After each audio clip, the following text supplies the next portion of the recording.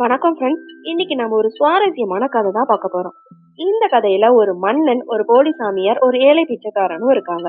அதிர்ஷ்டங்கிறது ஒரு மனிதனை தேடி வரும்போது அவனோட குணத்தை பொறுத்து அது எப்படி மாறுது அப்படிங்கறதான் இந்த கதையில பார்க்க போறோம்.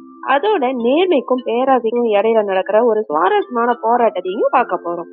ஒரு நாட்டின் மன்னன் நாட்டு மக்கள்லாம் எப்படிப்பட்ட குணத்துல இருக்காங்க அப்படின்னு தெரிஞ்சுக்கணும்னு ஆசைப்பட்டான். குறிப்பா ஒருவனுக்கு அதிர்ஷ்டம் கிடைச்சா அவன் எப்படி எல்லாம் அதை பயன்படுத்துவான் அப்படிங்கறத சோதிக்கணும்னு நினைச்சான். அதுக்காக அவன் ஒரு தந்திரமான முடிவையும் எடுத்தான். அரண்மனை சமயக்காரங்களை அழைச்சு 2 ரொட்டி துண்டுகளை செய்ய சொன்னான். அதுல ஒரு ரொட்டி ரொம்ப கனமா இருக்கணும்னு சொன்னான். ஏன் தெரியுமா? அதுல வியர்ந்த கற்களை பதிக்க வைக்கணும்னு நினைச்சான் மன்னன். இன்னொரு ரொட்டிய சாதாரணமா செய்ய சொன்னான். அதுக்கப்புறம் மன்னன் தன் பணியாளரை அழைச்சு, இதோ பார், வெளியே செல்லும் வழியில் யாராவது மரியாதைக்குரிய ஒரு நபரை கண்டால் இந்த வைரங்கள் நிறைந்த கனமான ரொட்டியை கொடு, மற்றொரு சாதாரண ரொட்டியை ஒரு பிச்சைக்காரனுக்கு கொடு அப்படின்னு கட்டளையிட்டான்.